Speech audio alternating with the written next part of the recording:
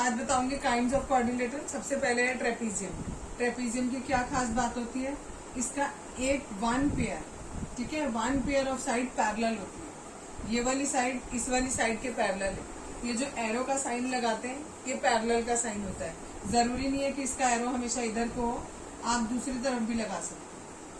अगर ऐसे हमने ट्रेपीजियम बनाया, जरूरी नहीं है कि एक एक ही लगाएंगे, आप दो दो भी लगा सकते हैं। ये पैरेलल है। अगर सपोज कोई फिगर आपकी ऐसे है, जैसे ये पैरेललोग्राम होता है, पैरेललोग्राम में ये वाली साइड इसके पैरेलल होती है और ये वाली साइड इसके पैरेलल होती है, तो अलग अलग साइन लगा देते हैं जिससे हमें पता लगे कि कौन सी साइड किसके पैरेलल है। बट अभी हम ट्रेपीजियम पढ़ रहे हैं।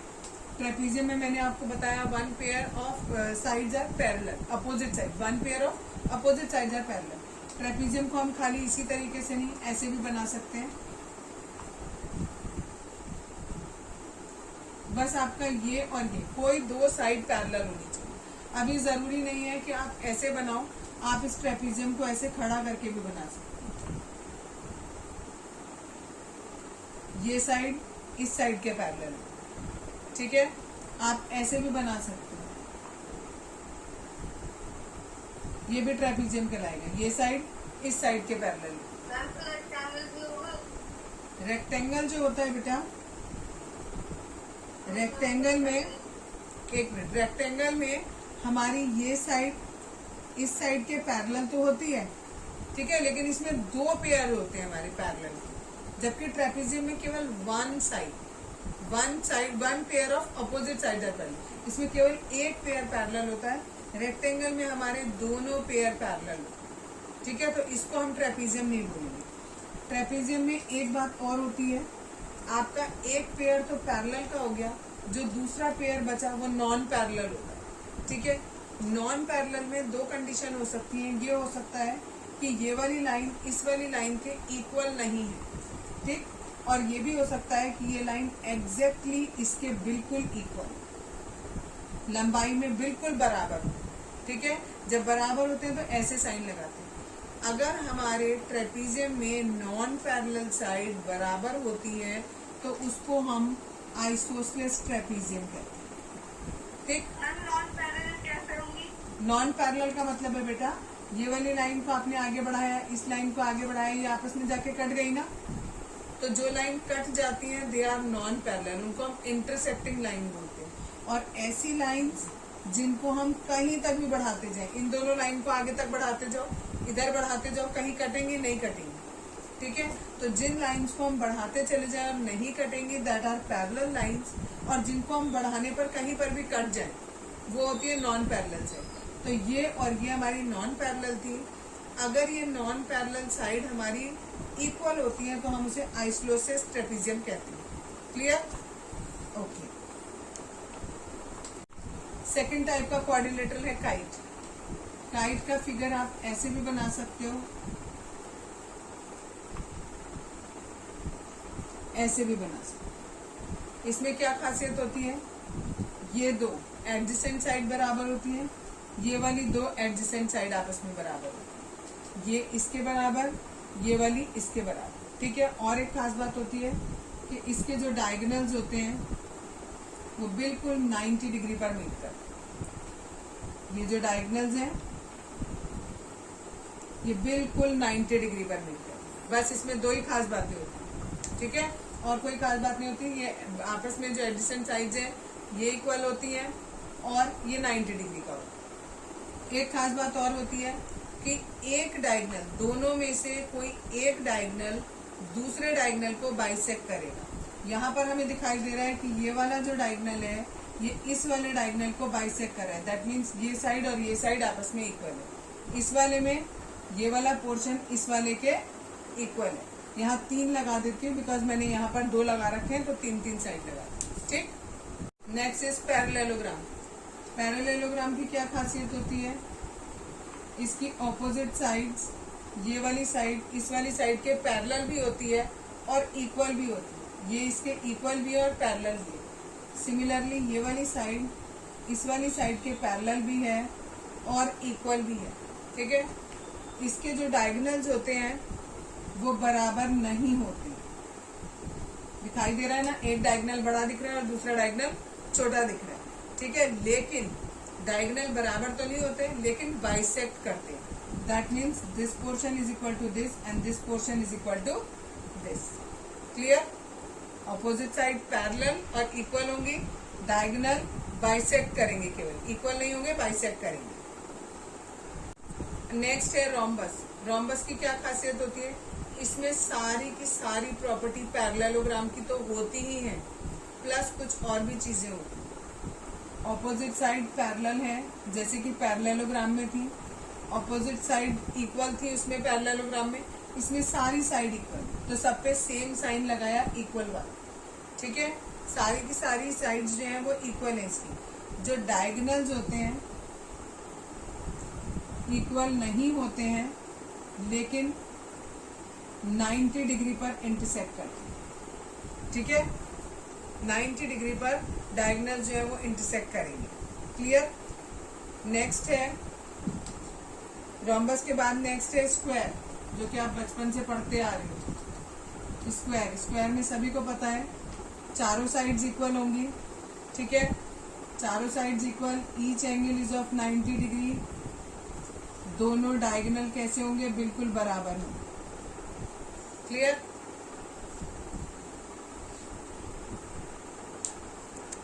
एक और है, दैट इज रेक्टेंगल। रेक्टेंगल में भी opposite side parallel, equal, each angle is of 90 degree and both the diagonals are equal. दोनों डायगोनल भी इक्वल होते हैं और चारों एंगल भी इक्वल होते हैं। Example number 3 on page number 48, we have to find out the perimeter of this parallelogram PQRS।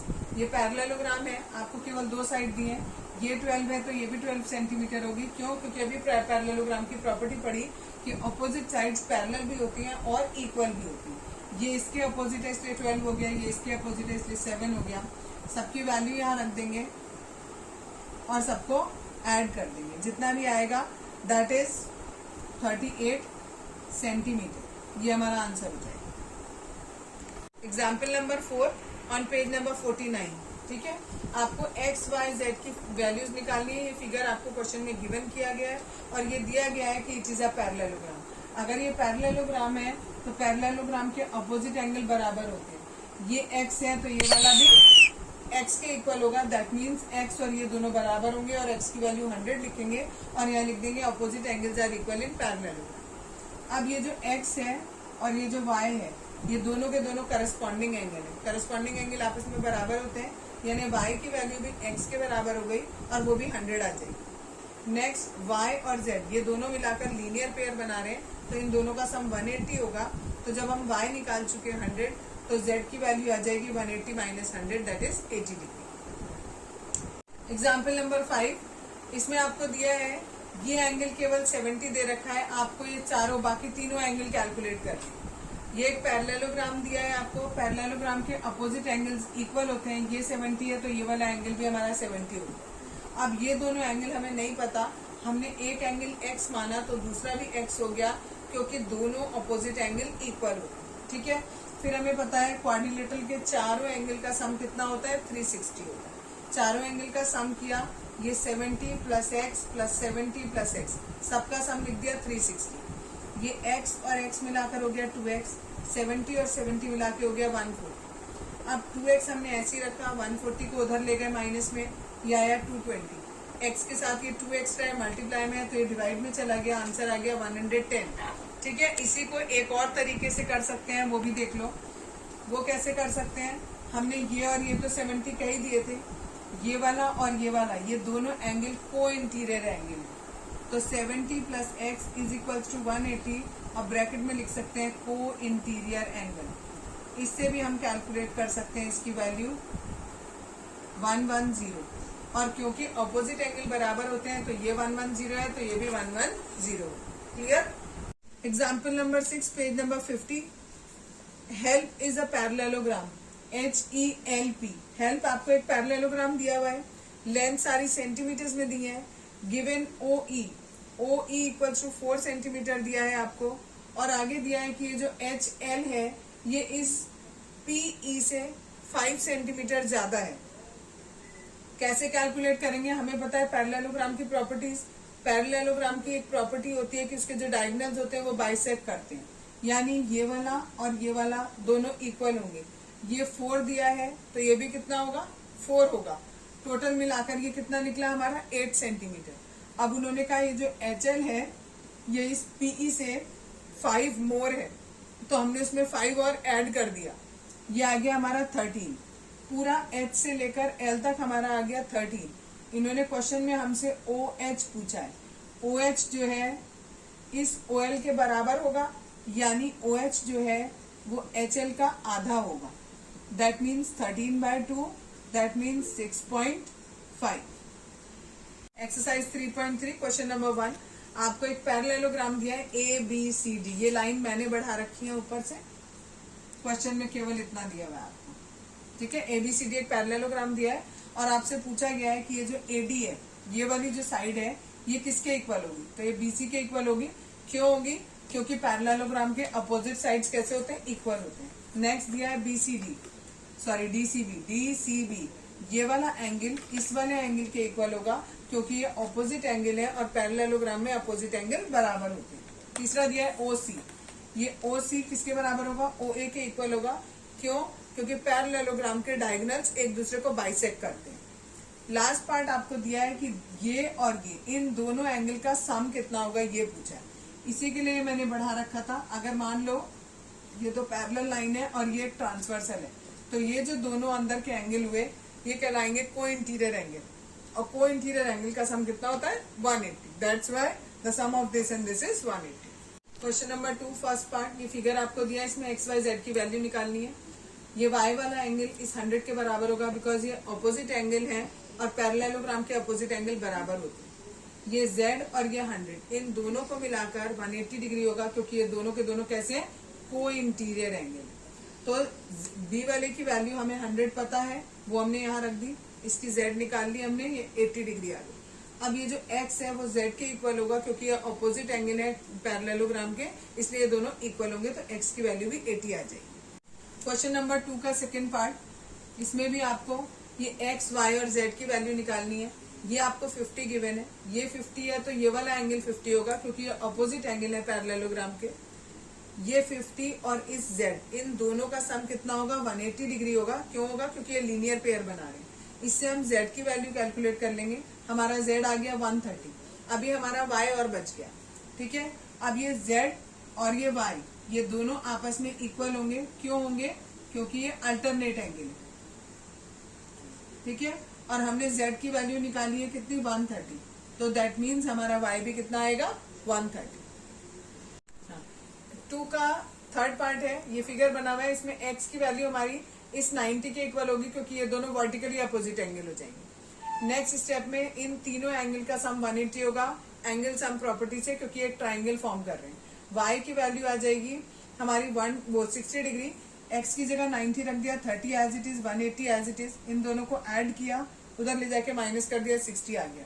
अब ये जो Z वाला है ये इस Y के इक्वल होगा, क्योंकि ये कैसे अल्टरनेट एंगल्स हैं, इसलिए ये दोनों बराबर हैं। क्वेश्चन 3 आपको गिवन किया है, इसमें can a quadrilateral ABCD be a parallelogram if angle B plus angle D equal to 180। इन्होंने कहा अगर आपको एक क्वाड्रिलेटरल दिया गया है और उसके इन दो एंगल का सम 180 दिया गया है, तो क्या ये एक पैरेललोग्राम हो सकता है। हमें पता है कि पैरेललोग्राम के अपोजिट एंगल्स इक्वल होते हैं, तो हमने माना कि चलो ये हो सकता है। और ये दोनों के दोनों एंगल कैसे हैं, अपोजिट हैं और दोनों इक्वल होंगे, इसलिए दोनों की वैल्यू हमने x मान ली। दोनों की जगह x रखा इक्वल टू 180, तो हमने इसे सॉल्व करके x की वैल्यू निकाली 90। यानी हमारा ये एंगल भी 90 और ये एंगल भी 90 हो गया, यानी हमारा फिगर कुछ इस तरीके का बनेगा, ठीक है। अगर ये दोनों 90 है तो ये दोनों में कितने कितने बचेंगे, 90 के बचेंगे। तो ये हमारा फिगर जो है वो पैरेललोग्राम नहीं होगा, ये हमारा रेक्टेंगल होगा। पैरेललोग्राम की शेप ये होती है, उसमें हमारा हर एक एंगल 90 नहीं होता। अगर एंगल 90 होता है तो वो क्या हो जाता है, रेक्टेंगल हो जाता है। सेकंड पार्ट में आपको दिया है कि ये दोनों साइड 8 सेंटीमीटर है, ये साइड 4 है और ये 4.4 है। अब आपको ये बताना है कि ये पैरेललोग्राम है या नहीं है। पैरेललोग्राम की अपोजिट साइड्स इक्वल होती है, ये इक्वल है बट ये वाली इक्वल नहीं है, that's why it is not a parallelogram.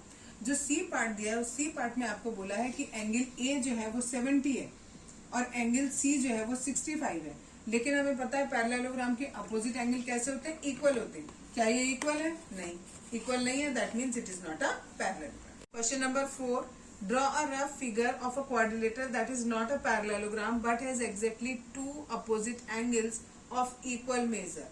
ये आपका हमने काइट बनाया, ये पैरेललोग्राम नहीं है, लेकिन इसके जो अपोजिट एंगल्स होते हैं वो इक्वल होते हैं। ठीक, नेक्स्ट क्वेश्चन, क्वेश्चन नंबर 5, इसमें आपको गिवन किया है कि एक पैरेललोग्राम है, उसके जो दो एडजेसेंट एंगल हैं उनका रेशियो 3:2 दिया हुआ है। तो हम दोनों एंगल को, एक को हमने 3x माना, एक को हमने 2x माना। अब आपको पता है कि जो पैरेललोग्राम होता है उसके जो एडजेसेंट एंगल होते हैं उनका सम 180 होता है, क्योंकि वो सप्लीमेंट्री एंगल होते हैं। तो हमने यहाँ दोनों एंगल का सम इक्वल टू 180 लिखा, और ब्रैकेट में रीजन जरूर देना है, adjacent angles of parallelogram are supplementary. दोनों को ऐड किया, 5x आया, x के साथ ये 5 एक्स्ट्रा, इसको हम डिवाइड में ले गए, x की वैल्यू आ गई 36। अब हमने दो एंगल जो माने थे, एक था 3x और एक था 2x। 3x का मतलब हुआ 3 into x, तो पहला एंगल निकालेंगे 3 into x करके और दूसरा निकालेंगे 2 into x करके। Clear? Question number 6, 2 adjacent angle of a parallelogram have equal major. एक पैरेललोग्राम दिया है, उसके एडजेसेंट एंगल जो है वो इक्वल दिए हैं। ये x है तो ये भी x दिया है। हमें चारों एंगल बताने हैं पैरेललोग्राम के। पहले हमने कहा this x plus x equal to 180। हम रीजन में ये भी लिख सकते हैं कि ये कोइंटीरियर एंगल है, ये भी लिख सकते हैं कि sum of adjacent angle of a parallelogram are supplementary. ठीक है, इन दोनों x को जोड़ा तो 2x हो गया इक्वल टू 180। x की वैल्यू हमारी कितनी आ गई? 90 आ गई। ठीक, इसको हम एक तरीके से और कर सकते हैं, ये एंगल x है तो ये भी x होगा। क्यों? क्योंकि पैरेललोग्राम के अपोजिट एंगल इक्वल होते हैं। ये x है तो ये वाला एंगल भी x होगा। फिर हम लिख देंगे x plus x plus x plus x is equal to 360, और ब्रैकेट में लिख देंगे एंगल सम प्रॉपर्टी। ठीक है, यहाँ 4x is equal to 360, x is equal to 360 divided by 4 that is 9। तो ऐसे भी कर सकते हैं इस क्वेश्चन को और ऐसे भी कर सकते हैं। क्लियर? क्वेश्चन नंबर 7, ये आपको फिगर दिया है क्वेश्चन में, आपको x, y, z तीनों की वैल्यूज निकालनी है। सबसे पहले हमने कहा ये वाला और ये वाला, ये एंगल हमें क्वेश्चन में गिवन नहीं था, ये हमने कैलकुलेट किया है। ठीक है, हमने कहा ये और ये दोनों एंगल का सम 180 होगा, क्योंकि ये लीनियर पेयर बना रहे हैं। इससे हमने, ये 70 था तो ये वाला एंगल हमारा 110 आ गया। ठीक, दूसरा हमने पार्ट निकाला कि ये पूरा एंगल इस पूरे एंगल के इक्वल होगा, क्योंकि करस्पॉन्डिंग एंगल है। तो 40 प्लस z किसके बराबर होगा? 70 के बराबर होगा। इससे हमने z की वैल्यू कैलकुलेट की। फिर तीसरा हमने केवल ये वाला angle, this one 40 is equal to this. क्यों? क्योंकि ये अल्टरनेट एंगल्स है। ठीक है, तो 40 equals to y। Question number 8, first part, हमें यहाँ x y की वैल्यू निकालनी है। हमें पता है it is a parallelogram, parallelogram की अपोजिट साइड इक्वल होती हैं। वही प्रॉपर्टी यूज करके हमने ये वाली साइड को इस वाली साइड की इक्वल रख दिया। यहाँ पर आप ब्रैकेट में रीजन भी दे दो, जैसे यहाँ लिखा है मैंने opposite sides are equal, same यहाँ लिख दो अपोजिट साइड्स आर इक्वल। इसकी जगह NU, इसकी जगह 18 और इसकी जगह 3x। x की वैल्यू निकालेंगे 3 नीचे ले जाके, आंसर आ गया आपका 6। सेकेंड पार्ट आपका, इसमें भी हमने कहा ये वाली साइड इस वाली साइड के इक्वल। इस 1 को पहले इधर ले गए तो प्लस हो गया, 27 आ गया, y की वैल्यू आ गई 27/3 दैट इज 9। सेकेंड पार्ट में फिगर आपको ये दिया है, इसमें हमें पता है कोई भी अगर पैरेललोग्राम होता है तो उसके डायगोनल्स एक दूसरे को बाइसेक्ट करते हैं। बाइसेक्ट करने का मतलब होता है this portion equal to this and this portion is equal to this. तो हमने यही वाली प्रॉपर्टी यूज करी है, इस वाले को इसके इक्वल रखा, लिख दिया यहाँ पर diagonal of parallelogram bisect each other. यहाँ पर y के साथ 7 एक्स्ट्रा है, प्लस में है तो उधर जाके माइनस हो गया, माइनस किया हमारा 13 आ गया। Next this one is equal to this किया, यहाँ पर y की वैल्यू जो हमने 13 निकाली थी वो हमने यहाँ पुट कर दी। अब x की वैल्यू निकालनी है तो ये 13 हमारा राइट में चला गया, माइनस में जाएगा, आंसर आ जाएगा। क्वेश्चन नंबर 9, ये फिगर आपको क्वेश्चन में दिया है, हमें इस x की वैल्यू कैलकुलेट करनी है। इस x को कैलकुलेट करने से पहले आपको ये बताऊंगी, इस फिगर में 2 पैरेललोग्राम है, एक ऐसे बना हुआ है और एक ये ऐसे पैरेललोग्राम बना है। इनको मैंने दोनों को नीचे बना दिया। ठीक है, अब हमें क्वेश्चन में ये वाला एंगल 120 गिवन है, ये एंगल 120 गिवन है तो ये 120 हो जाएगा, बिकॉज ये ऑपोजिट एंगल हो जाएगा। ठीक है, दूसरी चीज ये 120 है तो ये 60 हो जाएगा। क्यों हो जाएगा? ये लीनियर पेयर बना रहे हैं इसलिए ये 120 तो ये 60 हो जाएगा। ये 60 है तो ये वाला एंगल 60 हो जाएगा, अल्टरनेट एंगल। देखो इधर ये 60 तो ये वाला कितना 60, अल्टरनेट एंगल से। सिमिलरली ये वाला हमने पैरेललोग्राम बनाया जो ये बन रहा है, ये 70 है तो ये वाला angle 70, opposite angle of the parallelogram. तो ये 70 आ गया, ये 60 आ गया। अब हम OSE इस वाले ट्राइंगल में एंगल सम प्रॉपर्टी वाला फॉर्मूला लगाएंगे और उससे x की वैल्यू कैलकुलेट करेंगे। लिखने का तरीका देखो, सबसे पहले लिखेंगे angle RIS is equal to 120 degree, bracket में रीजन देंगे opposite angle of parallelogram are equal. फिर लिखेंगे angle SIC is equals to 180 minus 120, bracket में रीजन देंगे लीनियर पेयर, और ये आ गया हमारा 60 डिग्री। फिर लिखेंगे angle ESI is equal to SIC is equals to 60 degree, bracket में लिखेंगे अल्टरनेट एंगल। ठीक, नेक्स्ट लिखेंगे angle L is equal to angle CES is equal to 70 degree. ये वाला एंगल इसके इक्वल क्यों होगा, फिर से वही reason, opposite angle of parallelogram are equal. इसके बाद हम ये तीनों एंगल, अब ट्राइंगल लेंगे इन ट्राइंगल OES। इस छोटे वाले ट्राइंगल की बात करें, angle X plus 70 plus 60 is equals to 180 degree, bracket में लिखेंगे angle sum property. X plus 130 is equals to 180, X is equals to 180 minus 130 it is equals to 50 degree. तो X की वैल्यू आ गई हमारी 50 degree. Question number 10, explain how this figure is a trapezium. हमें ये बताना है ये फिगर जो है वो ट्रेपीजियम कैसे है। ये फिगर ऐसे ट्रेपीजियम है कि ट्रेपीजियम की खासियत होती है कि one pair of opposite sides are parallel. कोई भी एक पेयर अपोजिट साइड का पैरेलल होती है। अपोजिट साइड आपकी ये और ये है, ये और ये है, ये दोनों हमारी नॉन पैरेलल है, ये और ये हमारी पैरेलल है। ये हमें कैसे पता लगेगा कि ये दोनों पैरेलल है, क्योंकि इनके दोनों एंगल का सम कितना है 180 डिग्री है, को इंटीरियर एंगल का सम 180 डिग्री है। That means this line is parallel to this line. आपको ये रीजन भी लिखना पड़ेगा कि angle M plus angle L is equal to 180 degree, ये हमारे को इंटीरियर एंगल। ठीक है, आगे लिखेंगे it is only possible when this NM is parallel to KL। ठीक है, NM पैरेलल होगा KL के, तभी इन दोनों एंगल का सम 180 हो सकता है, और इसीलिए ये दोनों लाइन हमारी क्या है पैरेलल है। और अगर ये एक पेयर हमारा पैरेलल आ गया that means it is a trapezium. Question number 11, आपको ये एंगल C का मेजर बताना है। एंगल B आपको गिवन किया है, और ये गिवन किया है कि AB जो है वो पैरेलल है DC के। अगर ये लाइन और ये लाइन पैरेलल है तो अभी थोड़ी देर पहले मैंने बताया कि दो लाइन पैरेलल है और ये ट्रांसवर्सल है, तो ये और ये को इंटीरियर एंगल होते हैं और इनका सम 180 होता है। अब देखो ये लाइन और ये लाइन पैरेलल है, आप इसको थोड़ा सा ऐसे आगे बढ़ा लें, ठीक है, और ये भी आगे बढ़ा लें, ये वाला, तो ये आपको लगेगा ना ये ट्रांसवर्सल है। तो this one and this one, इन दोनों का सम कितना हो जाएगा 180, को इंटीरियर एंगल हो जाएंगे। तो आप इसे लिखोगे angle B plus angle C is equal to 180 degree, bracket में लिखो को इंटीरियर एंगल। एंगल B आपको 120 दिया है, एंगल C आपको निकालना है, that is angle C is equal to 60 degree. Clear? Yes. Question number 12, ये फिगर दिया है आपको, ये वाला एंगल आपको दे रखा है और यहाँ पर इस मार्क बना हुआ है, दैट मीन्स ऑफ 90 डिग्री।